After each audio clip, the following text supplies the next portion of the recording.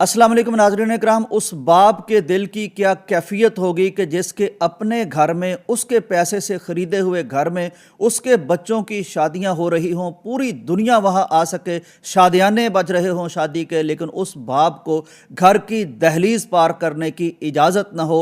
और नाज़रीन इकराम, फिर एक दिन ऐसा आए कि वो बाप तन्हा अपने एक घर में उसकी डेड बॉडी मिले और पता चले 15 दिन पहले ये बाप फौत हो चुका था। इस हाल में फौत हुआ था कि उसके पास कोई औलाद नहीं थी, उसकी कमीज़ उतरी हुई थी, चारपाई पर टांगे लटका के बैठा हुआ था कि उस वक्त वो फौत हो गया और पीछे गिरा और 15 दिन के बाद उसकी तअफ़्फ़ुन शुदा लाश मिली है। वाक़या चकवाल का है। एयरफोर्स के रिटायर्ड एक ऑफिसर थे, नाम इनका था खुर्शीद बाबर, मोहल्ला जमुर्र टाउन में रहते थे। 4 बेटियां थी, 1 बेटा था।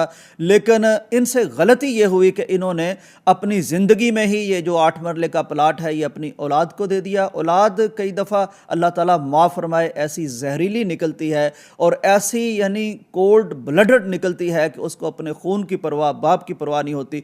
वो जब उनको मिल गया तो उन्होंने नाता ही तोड़ लिया। ये शख्स कभी सोता था सड़क पर, कभी मस्जिद के बाहर बैठता था, कहता था मैं अपने ही बनाए हुए घर में जाने को दिल नहीं चाहता, क्योंकि इस घर में जिन रिश्तों को मैंने अपना खून देकर, वक्त देकर, इसार करके, कुर्बानी करके पाला था, आज वो मेरे खिलाफ हो गए। बीवी के साथ भी मामला कुछ ऐसा बना कि बात अदालतों में जानी शुरू हो गई और 2 कारें थी वो इन्होंने बीवी के नाम लगवाई थी। अब बीवी उन कारों में इनको बैठने नहीं देती थी।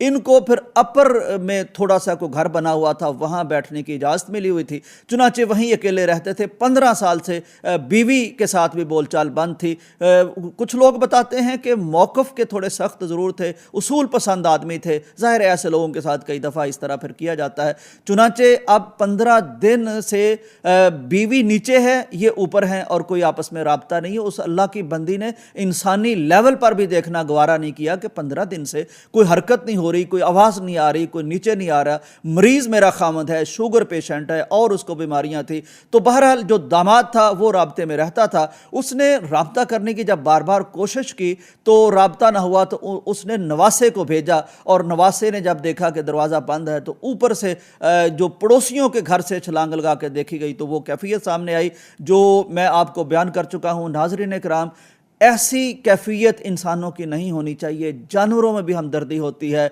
ये रिश्ते क्या खाक में डालने हैं, जलाने हैं ये रिश्ते? ये कैसे जवाब देगी औलाद कल क़यामत को जाके? चलें इनकी हम ये कह लेते हैं कि बाप में कोई सख्ती होगी, कोई मामला होगा, लेकिन सख्ती और इस तरह के मामले में कल हशर की गर्मी में अल्लाह को जवाब दे लेगी ये औलाद के अपने वालिद के साथ इस तरह का सलूक किया, ये बीवी किस तरह जवाब देगी? चुनाचे 2 सबक मैं आज आपको देने लगा हूँ। एक तो ये कि अपनी औलाद को इतना भूखा नंगा भी ना रखे कि आपके पास करोड़ों अरबों की जायदाद हो और वो भूखे फिरें। उनको कारोबार करने के लिए कुछ ना कुछ जो उनका हक हिस्सा बनता है वो ज़रूर दें, लेकिन पूरी जमा पूंजी कभी विरासत की अपनी औलाद के हाथ ना दे दें, क्योंकि ये अल्लाह ने आपको दी है। जब आप इसमें इस तरह का मामला करते हैं, वाला तो सुफ़हा अमवालकुम, अहमकों को, बेवकूफ़ों को अल्लाह कहता अपना माल न दो, ये वरासत मरने के बाद बनती है। चुनाचे इस तरह की जब भी लोगों ने कोई मामला किया है तो वो रुलते हुए, वो सिसकते हुए, वो तड़पते हुए बाप देखे गए हैं। चुनाचे ये अपना वकार ख़त्म ना करें।